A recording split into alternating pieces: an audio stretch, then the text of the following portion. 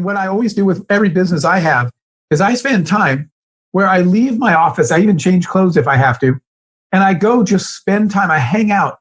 I'm not selling anything. I'm just listening, sitting in restaurants, going to schools, whatever it is. I hang out where that customer is, and I listen to how they tell stories to each other and what they seem to get engaged in. And by listening to them, I determine how to better talk to them and what kind of stories and what kind of approaches resonated with them. So the answer is not in your office.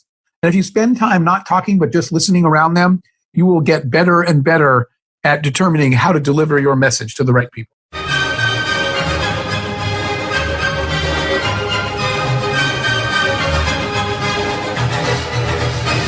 So you're a smart business committed to innovation, to service and to modern marketing. And you're asking, what's next? Wondering how you can become even more innovative.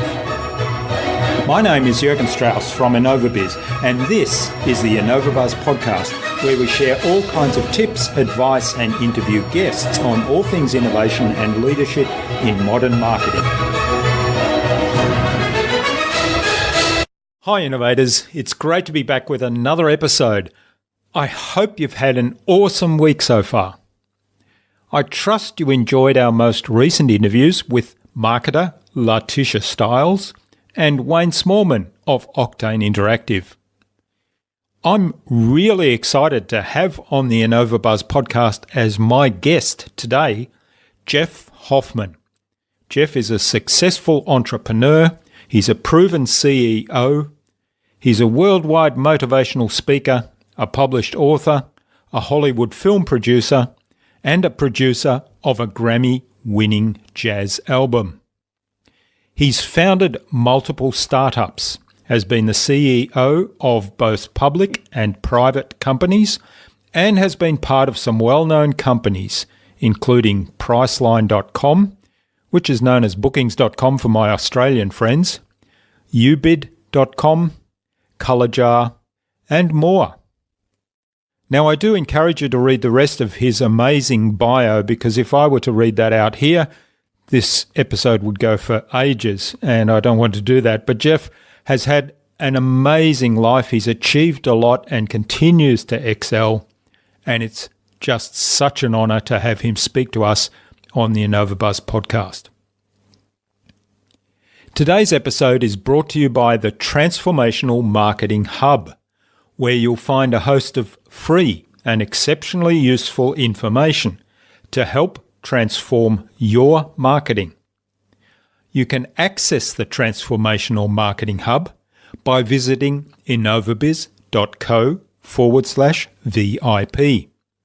If you don't yet have an account, don't worry, click the blue Take a Peek Inside button.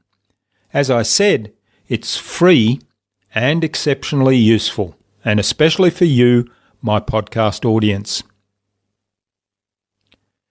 In our discussion today, Jeff talked to me about getting out of your office regularly and spending a day in the life of your customer, in their environment, where they hang out, and listen to the conversations they have.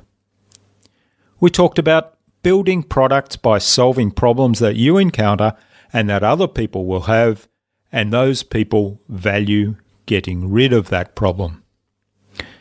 And Jeff told us about his philosophy on storytelling and how to craft stories that are meaningful to your audience by involving your customers or audience. Without further ado then, let's fly into the hive and get the buzz from Jeff Hoffman.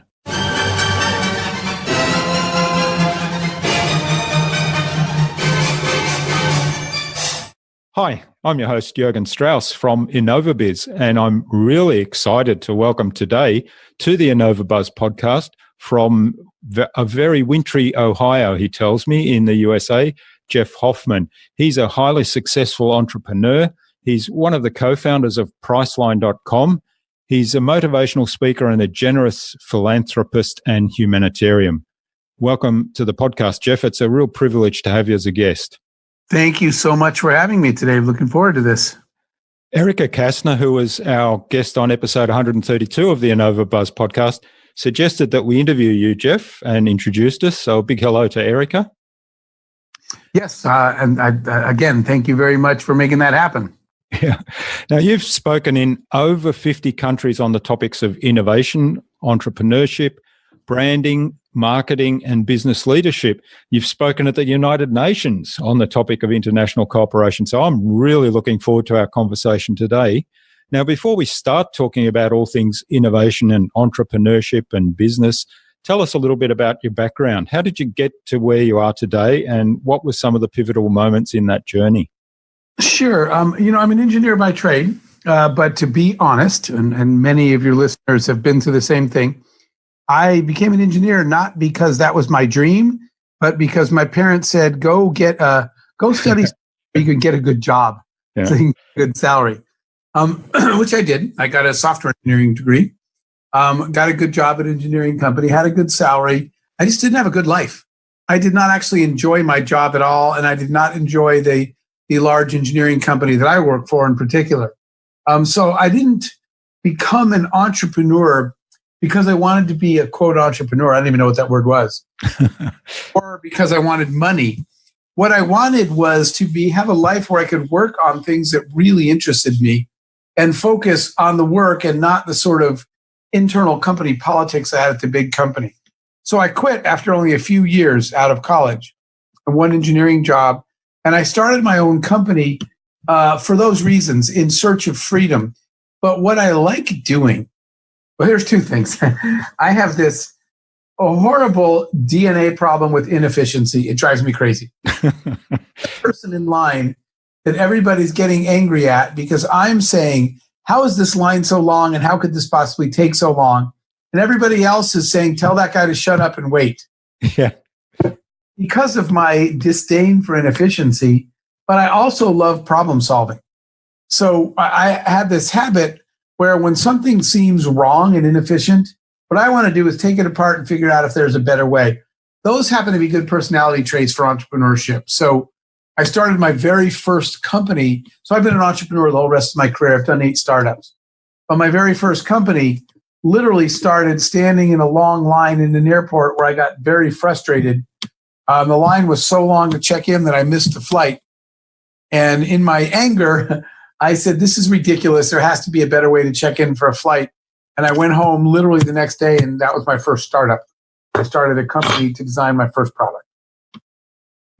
Yeah, I love that idea of taking what makes you angry, identifying that as a problem, pulling it apart so that you say, well, there's inefficiencies there that you've identified and we can make this better. Yeah, it's sort of what we find ourselves doing as human beings is complaining about things, but then everybody goes home and goes back to what they're doing. And, I think one of the most important traits of being a good entrepreneur is when you find yourself in a situation where you're complaining about something, stop and ask the following few questions. Is this a problem that bothers a lot of people, or is it just me?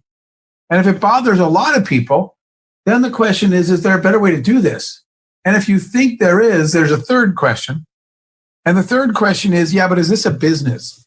If I went and fixed this, would people be happy enough that I made it better that they'd pay me to do it? And if the answer to all 3 of those questions is yes, then you probably have a company. That's when you say, okay, I'm going to go fix this problem. I'm going to make money doing it. And I'm going to make it better for everybody.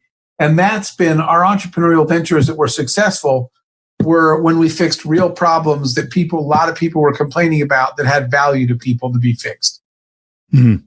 Yeah, there's great advice there. I love those 3 questions, and not just taking the complaining attitude and not doing anything about it. And I think that was the philosophy you had when you first started your first business, when you said, well, I wasn't happy at work, so I'm going to do something about that.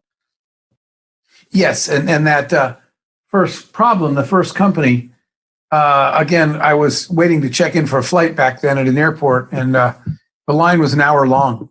The airport was busy, and by the time I got my boarding pass, the flight was already gone.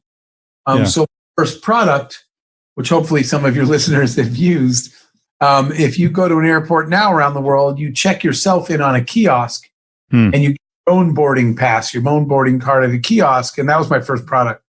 We patented them and started selling them to airports all over the world. just to make it easier to check in for a flight.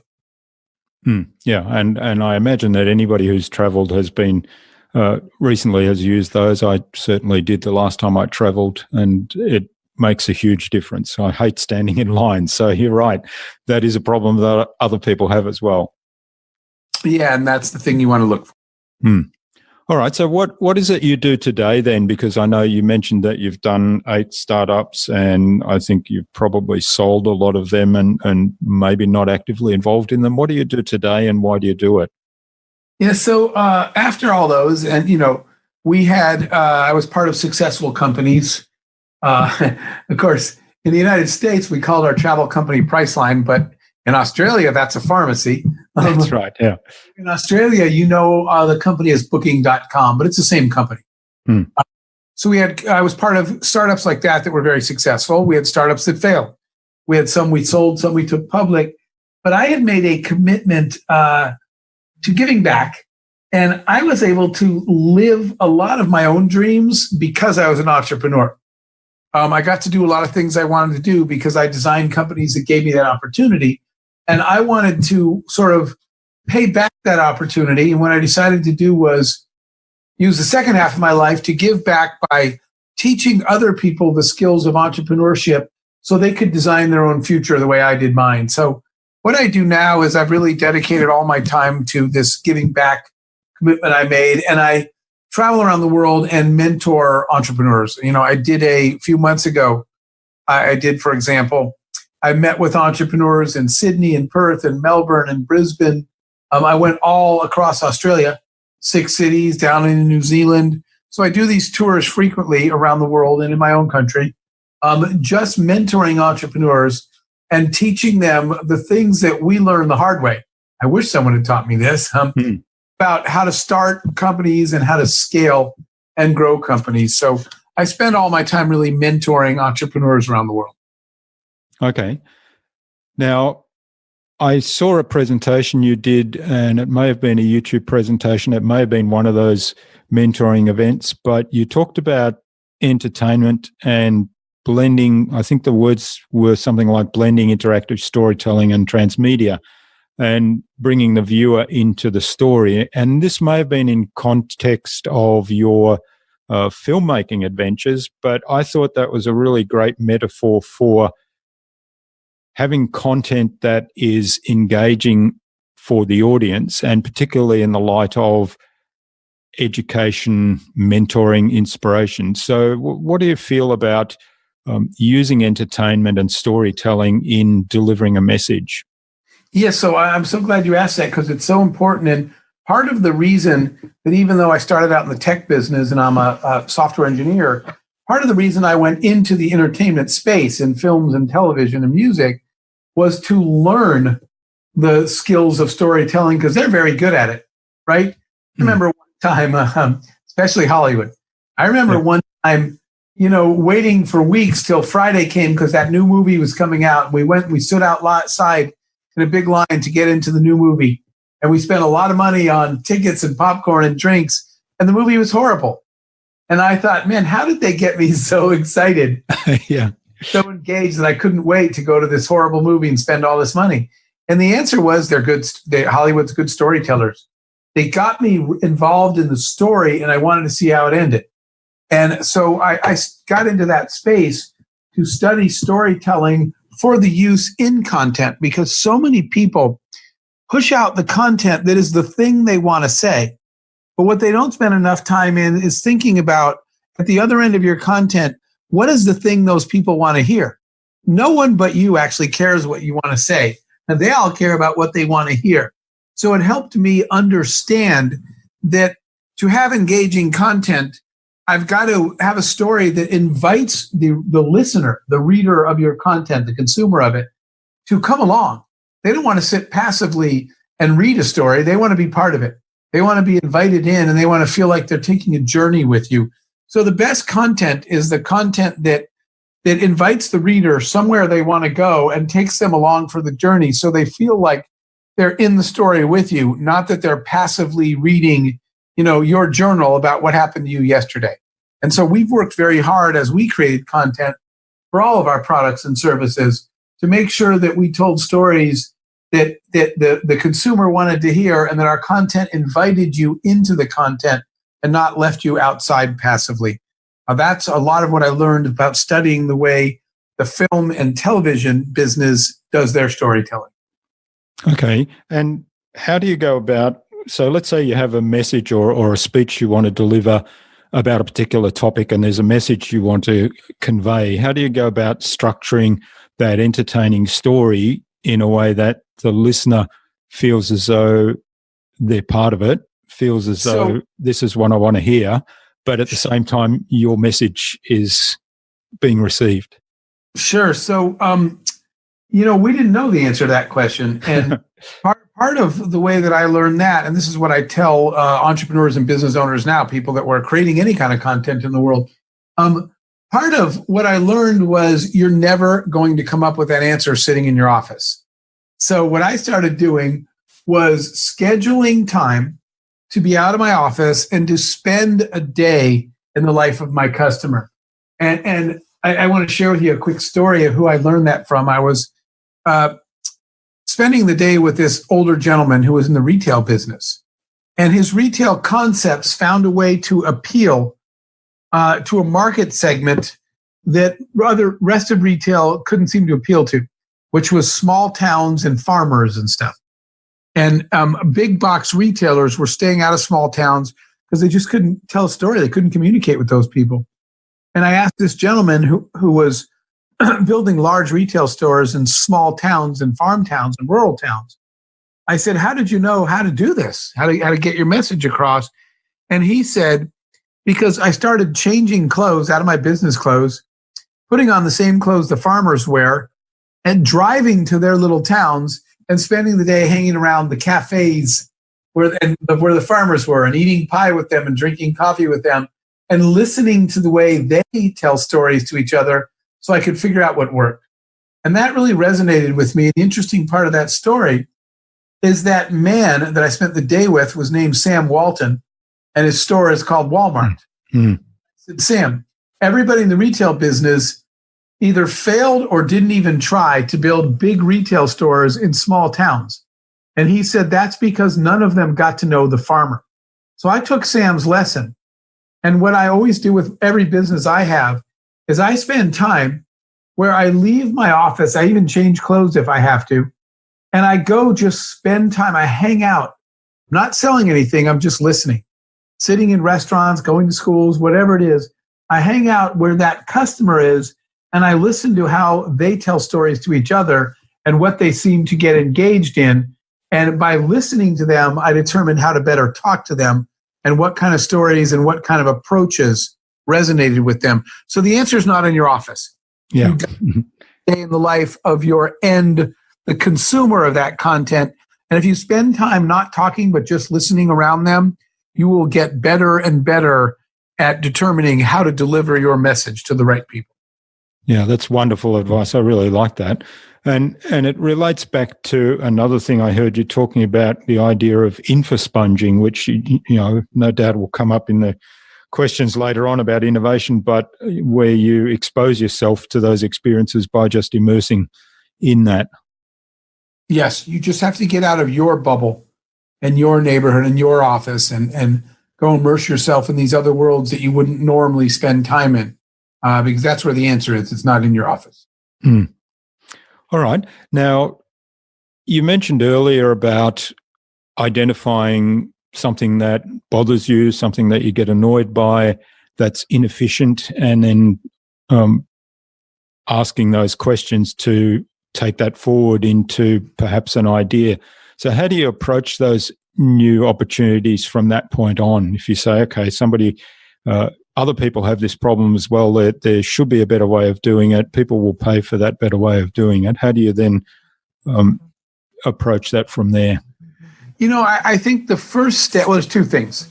The first step is you have to be willing to do your homework.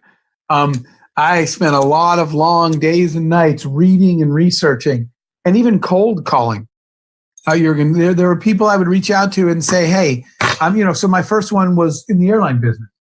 So I was just cold emailing people. Look, I'm trying to understand how this works in your industry. Would you be interested in talking about what you do and how it works? And a lot of people don't reply or say no. But if you're willing to keep trying, somebody out there loves talking about what they do. And they say, sure, stop by sometime. I'll tell you how this works. And so in addition to that, I was reading everything that I could. You have to love learning. And so, I love learning new things that I don't already know. I would not want to do the same thing for my whole life because I feel like I stop growing when I'm not attacking something new. So the first part is do your homework. You have to do a lot of research. You have to reach out to a lot of people. You have to ask a lot of questions, and you have to really study that business, that problem, and that industry. But the other part is to build a team, right? So there are a lot of things about an industry I don't know, and there are people that have worked their whole lives in that industry. Without me, those people might do the same thing they've always done and never find an innovative new way. But for me, without them, I might have an innovative new way, but I have no idea how to implement it in the existing environment. So you got a team with domain experts, people that know that industry, and then creative people. So we put all those together. And when you have a team that's a mix of people with different backgrounds, your odds of being able to solve that problem are much higher. So that's my two things. Do your research, do your homework, spend a lot of time studying. And the other one is go out and find people that already have expertise that you don't and add them to your team. And when we started to put those multidisciplinary teams together, we started to come up with solutions that actually worked in existing industries. Yeah, that's great advice. Now, I think it raises another question in my mind. When you bring together a team of people like that, and I'm imagining that some of your teams are global multinational because of the nature of the businesses, how do you go about bringing everybody onto the same page with the same vision and the same drive to make what you're trying to do succeed or give it the best chance of success? I think that is entirely a cultural thing. You have to build that kind of culture into your company. And that means some people don't make it. Some people work. And so we focus very heavily on that culture of, we're all in one boat and everybody pulls together. Everybody shares ideas of different ideas and different perspectives and different backgrounds. But what I have everybody agree on is we're all going to lay our ideas out, but in the end, we all have to steer the same direction. So management listens to everybody's input, but once we make a decision, you're all on one team. And everybody has to agree that, thanks for discussing it, we've decided to turn left here. All the people that wanted to go right or stay straight, you're turning left with us. You have to say. And if you don't have a culture of people that in the end know that the team as a whole has to win, not you individually, then you got a different problem. And so that's what we focused on. We focused on building a culture of sharing, but a culture of mutual respect for diverse ideas, and a culture of saying, in the end, let's pick a direction and let's all pull together. And that's our culture, so people feel excited about doing that. And you build that culture right from the beginning. Yes, right from the beginning. If you are a one-person company, you should be starting at the beginning and saying, what kind of culture are we going to build here? What kind of people do we want? What kind of attitude we want? What are our values? So from the beginning, as you start building a team, you're not running into those problems because you don't hire people for their CV or resume. You hire by culture, not by resume, so that you get the kind of people that you already know are going to be good team players for you. Yeah, and I think what you just said there is one of the big secrets that I find is probably critical to having a successful hire. Yes, there are some basic skill sets you want. I mean, you don't hire somebody that, let's say, for developing software, you don't hire somebody that doesn't know anything about computers at all. But at the same time, the focus really should be on the cultural fit. And that to me is where the difference between having a successful hire and not a successful hire. And a lot of times people ask me, what's your secret about hiring people? And I explain that a little bit, but a lot of people don't get it. No, they really don't. And they hire too much just for the skill set instead of focusing on that cultural fit is often more important.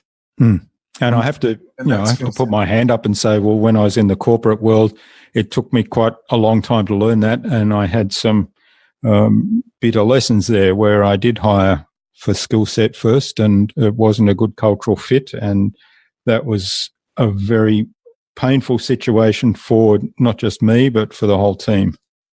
Yes, indeed. Hard lessons learned. For me, I'm talking about a lot of this now in hindsight, right? Yeah. Looking back. That's right. What worked and what didn't work now. And that's the whole point of, coming on your podcast, to try to share the lessons we learned. Yeah, and I really appreciate that. And of course, learning from other people's mistakes, I was going to say, but really it's just feedback, the feedback that they've gotten already, and getting that feedback up front is a really valuable lesson to take away. Yes, indeed.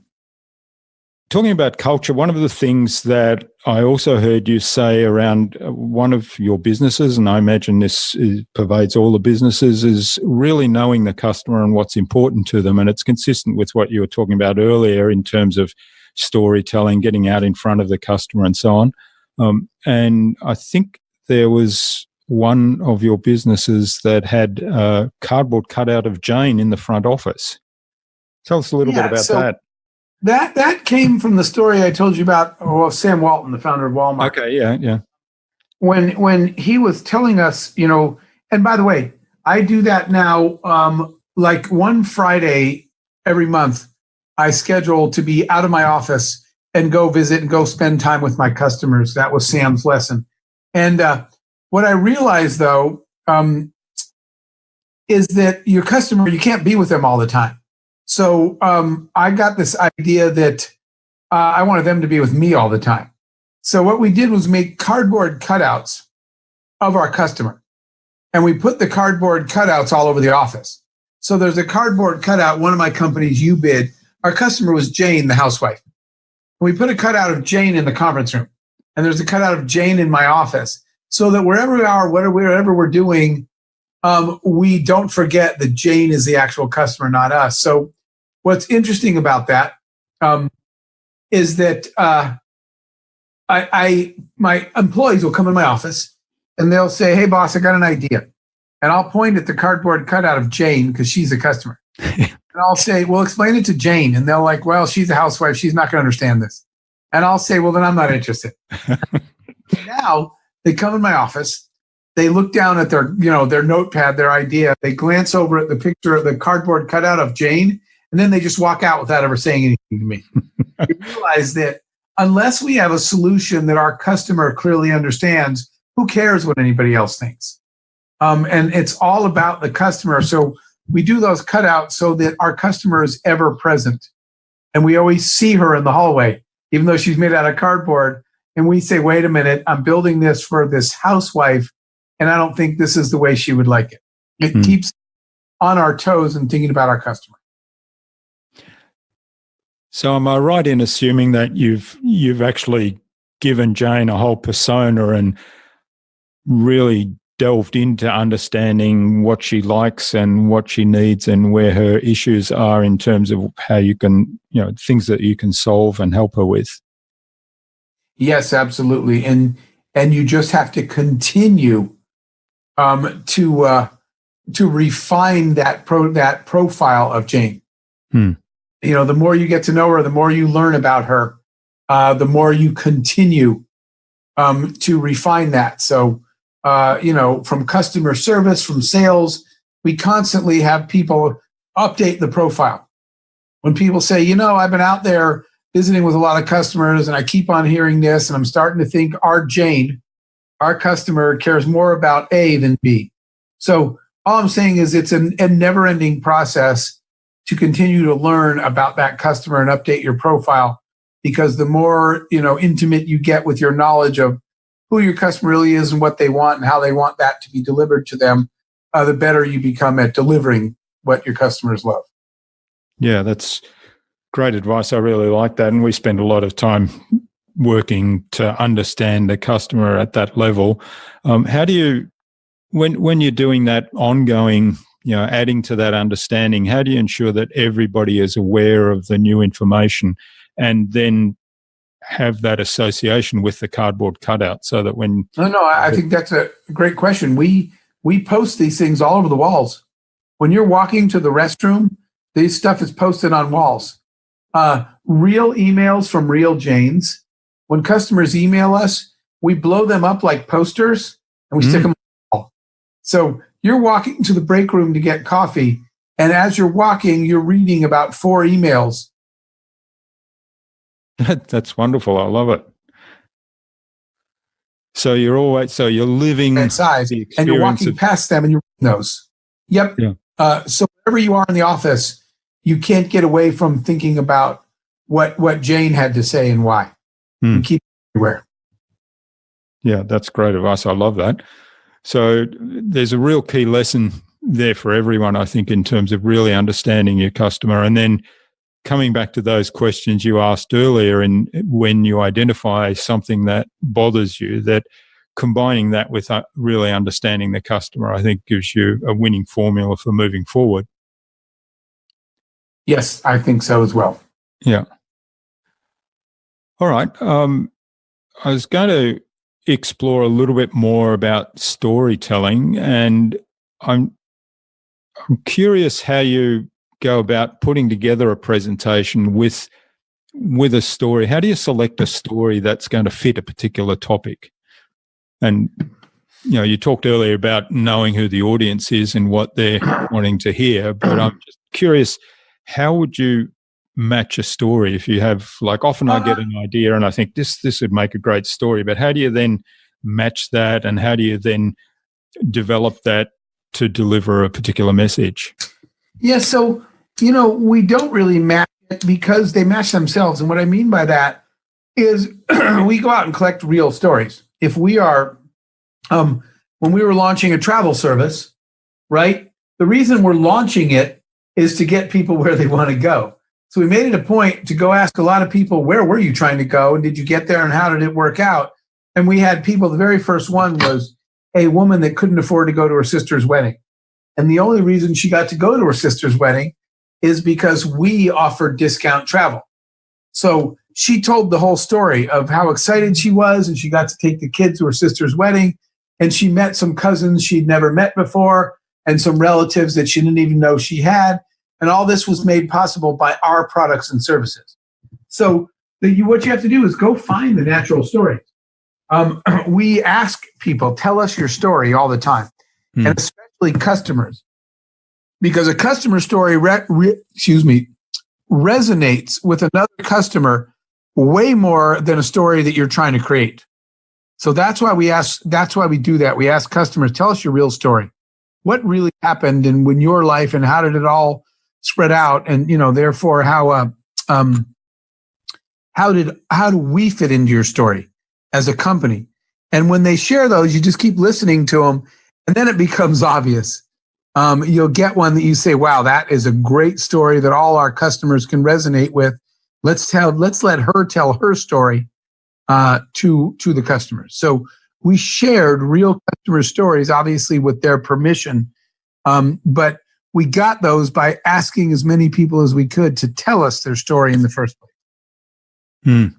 Yeah, I like that. It really comes back to the idea of being in the life of your customer, spending that time in the life of your customer, and then bringing those stories in. And I think you mentioned earlier about that the customer really is, or the audience is, the person you need to engage in the story. Yes. And if absolutely, they relate to, and even on your own content, your own website or whatever it is, having a little box that said, hey, tell us your story. Instead of you just pushing out content that tells the story you want to tell, what I'm saying is make it easy for people to share stories with you. So we always have on our content a place that says, hey, customer, tell us your story because we want to hear yours too. And if theirs winds up being better than the story we had, we go back and say, would you be willing to share your story? And of course, they almost always are. Yeah. Yeah, that's a wonderful idea. I might have to implement that myself. Thanks for that. This is absolutely fascinating. I'm really loving this discussion and could go on for ages, but I'm cognizant of the time. So I think we should move on to the buzz, which is our innovation round.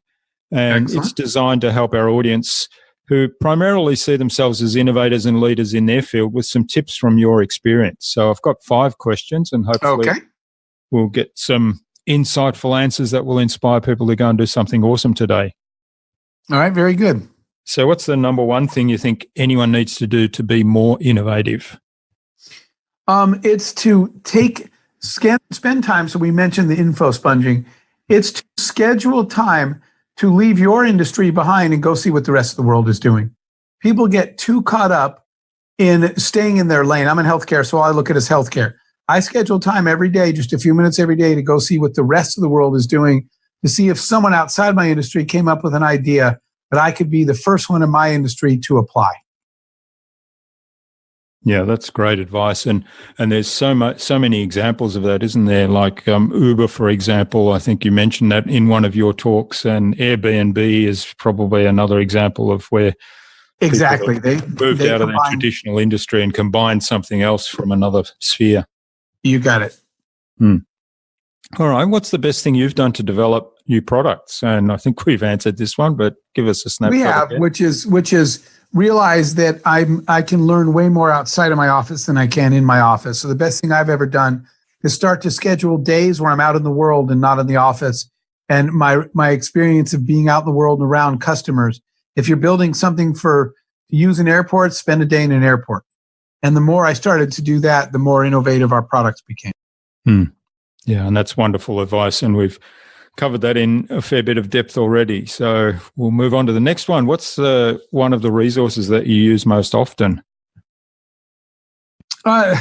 These days, well, it depends on for what goal. Like, for example, I think the scarcest capital in the world is not financial capital, it's human capital. So finding really talented people is really hard. So I spend a lot of time trying to find great people to build companies around, and LinkedIn has turned out to be my favorite resource for hunting for talent and meeting people. Because people on LinkedIn to meet other people, so they're open to networking. So we spend a lot of time looking for talented people to grow our companies on LinkedIn. Okay, that's really great advice. And there's a lot of people doing some really interesting things on LinkedIn and exposing the power that's actually built into that software or platform that I think a lot of people are still to discover. So yeah, great advice. What's the best way to keep a project on track? I think we call these stand-up meetings. Too many meetings slows down your productivity. But in the morning, we do a quick stand-up meeting. People grab a cup of coffee, and then if you're standing, you'll go faster than if you get everybody seated. That's right, yeah. Gather in project circles, and we just literally every morning say, how's it going? And if people say fine, I say fine, go back to work. It's a 5-minute meeting. And if someone says fine, but we can't really figure out what the customer meant by this, then I jump in. So we do these stand-up meetings, but we do them every day. Instead of you have a monthly meeting, and by then you're a whole month behind. And you're like, why didn't you tell me there was a problem? You said, I was waiting for the meeting. Yeah. We don't spread it out. We do a quick stand-up every day. And it's a really informal, how's everything going? And everybody just shares. If everything's going fine in your world, you don't have to say a word. Just say fine. And if you need help, you say you need help, and the group jumps in. But by doing those every day, we never get very far behind. Yeah, that's a great way to tackle it. And I guess it does require a bit of a change of thinking from people that feel as though meeting is such a formal thing. You sit down, you get organized. And so if you don't have anything to say, it's a waste of having a meeting. But you've totally shifted that, haven't you? We made them informal so people don't feel like they have to go prepare something and sit and get refreshments. And again, a stand-up meeting is informal and it goes really fast. Yeah. All right. That's a great piece of advice. What's the number one thing anyone can do to differentiate themselves? That's a pretty broad question. Yeah. So are you talking about as a company with its products or as an employee in a company? Well, probably more as a company with its products, but certainly happy to take advice on for employees in a company. Well, so, I was assuming you meant the former with the company. And I think it's important when I ask companies how they're doing, they tend to look at their competitors and, and then say, well, we seem to be doing fine. I think my answer to that question is track your competitors, but respond to your customers. Don't base your uniqueness over whether you're better than your competitors. Base it on whether or not the customer says, wow, you do something that nobody else does. And so I think that how you stand out and distinguish yourself is by being the one that's deeper into the customer and that's spending more time asking. Literally, we ask customers, what could we do for you that would make us better, that could differentiate us from everybody else? And the customer knows. And what most people do is they look at their competitors and they compare themselves and they say, we're going to do this thing better than they do it. And that's the differentiator. You're giving your competitors too much credit. You're actually, they know what they're doing. And in fact, if you ask the customer, they might say this. They might say, actually, none of you guys exactly know how to do this.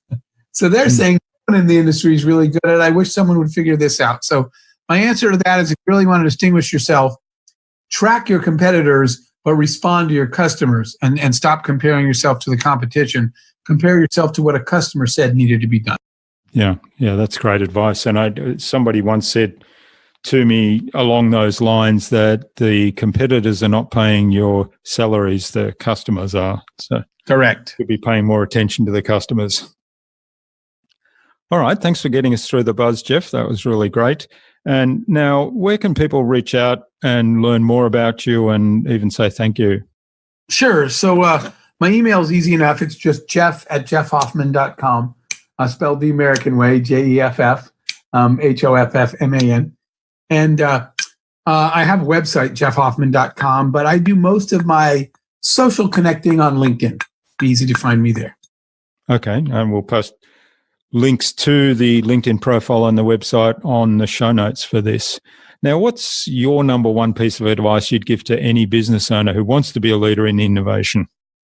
I'm going to give you two. One of them we already covered in depth, which is get out of your office and start spending more time hanging around with customers and not being in the office all the time. And the second is, if you really want to grow, you got to spend time finding people smarter than you and letting go. You can't scale until you can let go.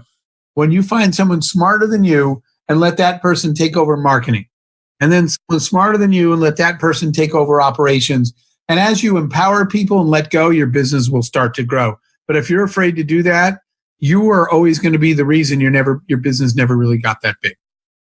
Yeah, that's wonderful advice. It sort of follows along the principles of systemizing the business and making sure that you outsource, to use that word, I guess, the things that you're not really good at or not the best use of your time to other people who are better at that and who can make that contribution in a better way. Yes. All right, Jeff, finally, who would you like me to interview on a future InnovaBuzz podcast and why? Wow. That is a fantastic question.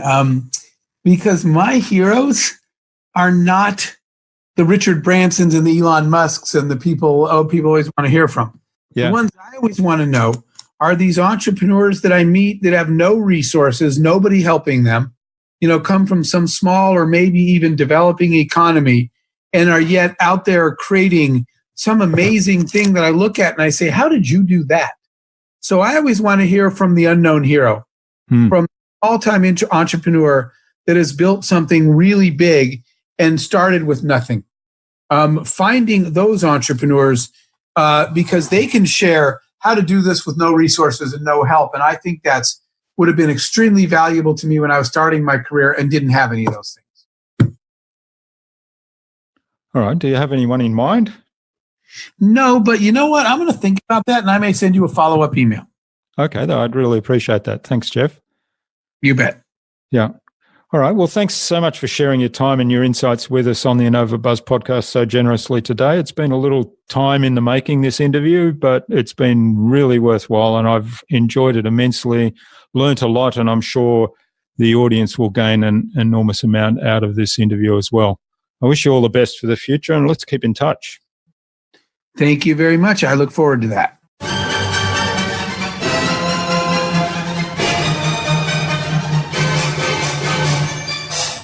I hope you enjoyed that insightful and engaging conversation with Jeff and, like me, found a lot of really valuable information in what he shared. There are a lot of insights in this interview. Some of the highlights for me were getting out of the office into your customer's environment to build your understanding of your customers, and getting out of the office into different environments in different industries to see what you can learn there. I'd love to know what you took away from Jeff's episode. Leave a comment below the blog post, which can be found at innovabiz.co/Jeff Hoffman. That is JEFFHOFFMAN. All lowercase, all one word, innovabiz.co/Jeff Hoffman. You'll also find contact information for getting in touch with Jeff there, as well as links to his website and his LinkedIn page, as well as the other resources we spoke about in our conversation. Jeff suggested we interview an unknown hero, someone who has built a successful company from scratch with little outside resources, on a future InnovaBuzz podcast. He'll send us some suggestions after our interview, and you'll find those suggestions on the show notes too. Remember to visit innovabiz.co/VIP to access the Transformational Marketing Hub and all its free and exceptionally useful information to help you transform your marketing. You might also like to check out our new podcast, Tales of Marketing Transformation, at talesofmarketingtransformation.com. Tune in to the InnovaBuzz podcast again next week. We've got more fantastic guests lined up, including Julia Streets of Streets Consulting and Steve Glaveski, the author of the book Employee to Entrepreneur. Stay connected. Subscribe to the InnovaBuzz podcast so you'll make sure you'll never miss another episode. Head on over to innovabiz.co/subscribe. We'd also love you to leave us a review because what you think matters to us. Take some of the ideas you've heard today and apply them in your business. Any thoughts, ideas, suggestions or questions, then share them in the comments below the blog post. And remember, if you want to get better marketing results than you ever have, join our fantastic Facebook community at the Tales of Marketing Transformation Facebook group. All you have to do is go to innovabiz.co/TMA. It's free to join. I hope to see you there soon. Until next time, I'm Jürgen Strauss from InnovaBiz. Remember to be awesome and keep innovating.